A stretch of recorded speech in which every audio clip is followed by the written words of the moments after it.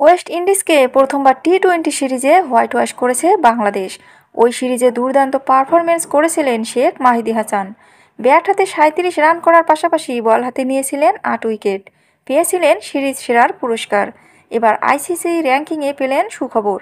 Career সেরা ৬৩৬ rating নিয়ে প্রথমবার সেরা ১০-এ জায়গা করে নিয়েছেন তিনি। ১৩ ধাপ উন্নতি করে টি-20 বোলারদের র্যাঙ্কিংয়ে মাহিদি হাসান আছেন ১০ম স্থানে।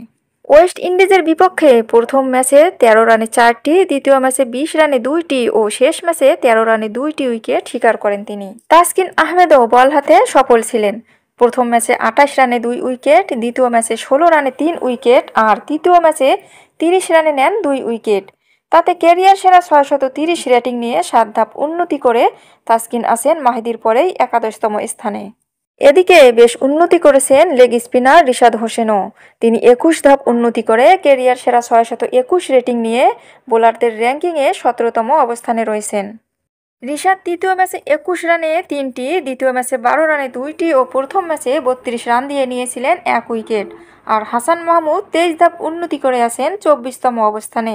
তিনি প্রথম ম্যাচে ২টি, দ্বিতীয় ও তৃতীয় ম্যাচে ১টি করে উইকেট নেন। তার রেটিং ক্যারিয়ার সেরা ৫৯৭। সেরা ১০-এ মাহিদির প্রবেশ ছাড়া বাকি ৯ অবস্থানে আর কোনো পরিবর্তন নেই। ৭০৭ রেটিং নিয়ে যথারীতি গুদাকেশ মতি আছেন শীর্ষে।